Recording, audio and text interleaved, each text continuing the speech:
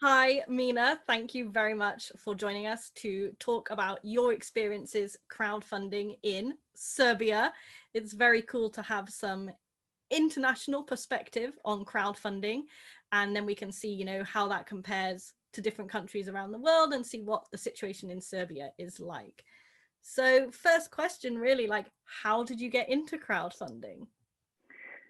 Thank you for inviting me for this interview. It is a great honor to be interviewed by you, Jess, after like so many years that we know each other. Yeah, it's a very interesting question. Actually, last night I was thinking about how did I got involved in crowdfunding. I think it was around 2013, 2014. My friend from US, Julia, she sent me a link for Indiegogo campaign. She was funding a book, I think, back at that time. And I was like, what is this? Like, it was so interesting to me. So I just, when I backed her project, I just get on and like was searching through other ones.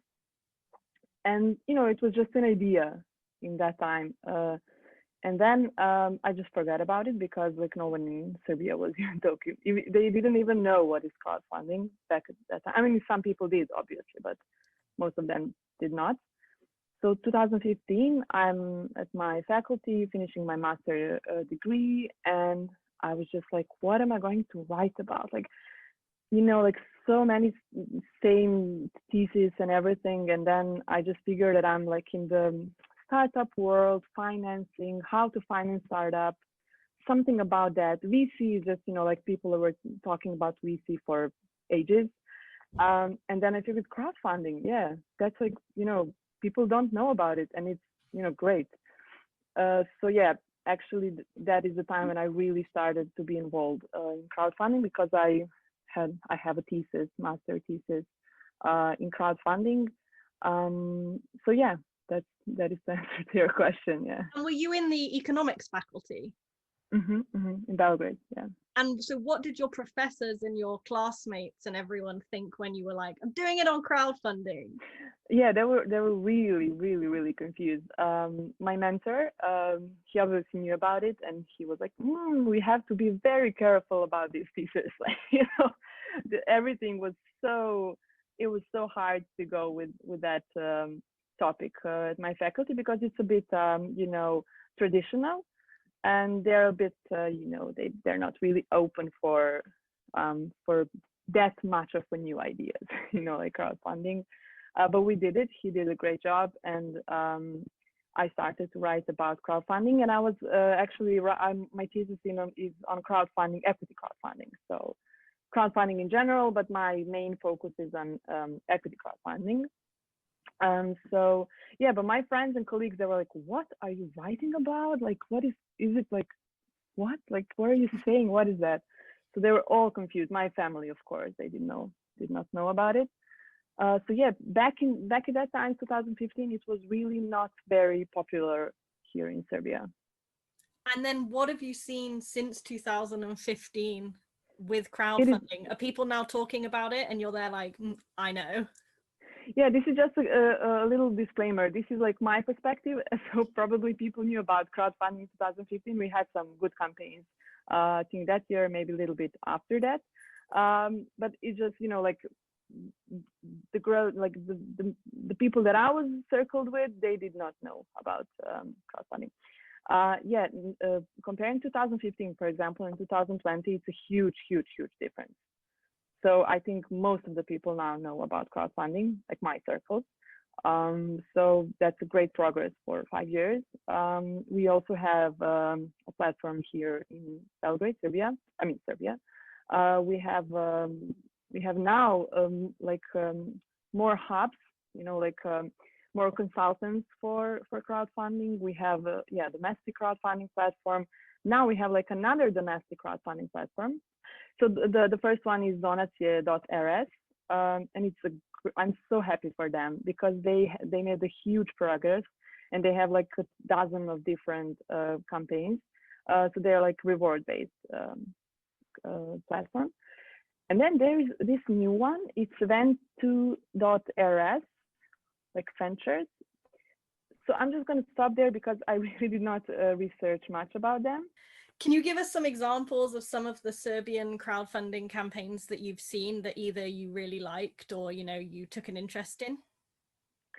Yeah, I mean, I had like, I was leading, if you can say so, one of the crowdfunding campaigns. It's Super Bake, very well known. Yeah, also very well known in Belgrade and in Serbia. Another one, maybe I would say Drumadom. I think you also yeah, know about that campaign. And I don't know, like I'm kind of more oriented to the social kind of crowdfunding, like social enterprises, social causes. But also there are a number of very successful, for example, board games campaigns. Predrag, and he's very innovative and very. I love that man. He's so great. I don't have like a number, like a percentage, but I think that there is more and more successful campaigns coming from Serbia. Other than obviously not being able to use those major platforms, like what challenges do you think Serbian organizations face when crowdfunding, and any ideas on how they can be overcome, or any that are really like big ones that you still don't have answers for? People have a goodwill and they really want to support, but then there is like a, you know, that leverage of really wanting to support, and then, you know, like being afraid of putting the credit card info into the platform. So yeah, but I think it's getting better. Like 2015, it was very bad. Like it was really very bad. But now after 5 years, I think we are like starting to, people are getting two different cards, you know, one for the internet, and then it's safe, like putting a lot, like less money on that one, and then having another one for, you know, everyday use. So that is a big obstacle for crowdfunding in Serbia. Another one is, I would say, not enough information, but again, disclaimer, I don't know how it is now in 2020, but I think people are still not really good and enough informed. When I was involved with Brodotto, you know, people from Brodotto, I was their consultant for crowdfunding, obviously, because I had my master degree, thesis, my master degree. And I would say that we did not get like a huge reach. You know, like not a lot of people did attend all the events that we held. But I think now it's better and people are more informed. So that is the second obstacle that I think people are not using.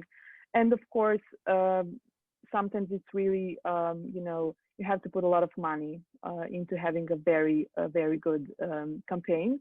A lot of money, not a lot of money, but people are sometimes saying, okay, I'm not gonna like put, I don't know, 200 euros in this campaign. I'm not even sure it's gonna be successful, if you know what I mean. So they would just go and try to find another solution. But I think that's a huge mistake. That's a huge mistake, because having a good campaign, having a good marketing for your campaign, that is something that you're supposed to put your money in if you decide to do crowdfunding. So yeah, maybe those are some main obstacles, you know, for crowdfunding in Serbia. That's cool. And I mean, so much has changed in this last 5 years, you know. Any ideas what you're expecting for the next 5 years? Yeah, I think people are maybe starting to be a little bit, you know, we are expecting too much from the future, you know. Now, like I remember back in 2015, by 2020, I was thinking like, you know, I did not expect that things are gonna, you know, be like this in 2020. Obviously COVID and everything. Oh yeah, and that affect. Oh yeah, that's too. So yeah, that affected a lot of crowdfunding as well.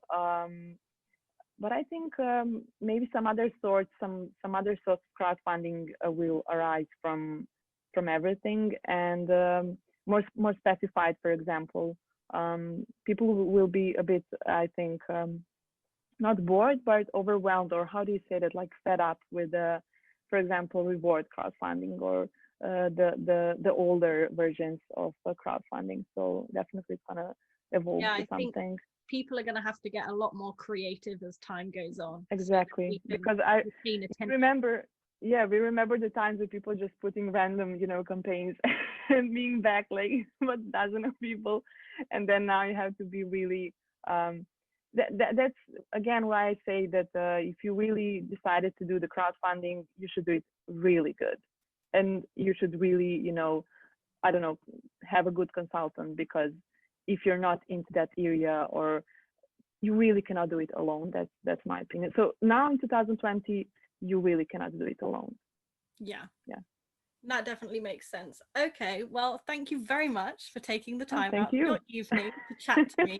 And I will link in the description to this video, I'll link your Superbacker campaign so people can go check that out. And honestly, go check it out. It's amazing. I love it. And I'll also link those platforms as well that you mentioned. So if anyone wants to go and have a look at them, and the other campaigns from Serbia that you mentioned too. So people can go and see what's out there about in Serbia and how crowdfunding is doing over there. But thank you very much. And hopefully as soon as this whole COVID thing is over, I can come visit you again. Yes, can't wait for that. Thank you very much for inviting me for this interview. No worries. Bye. Bye.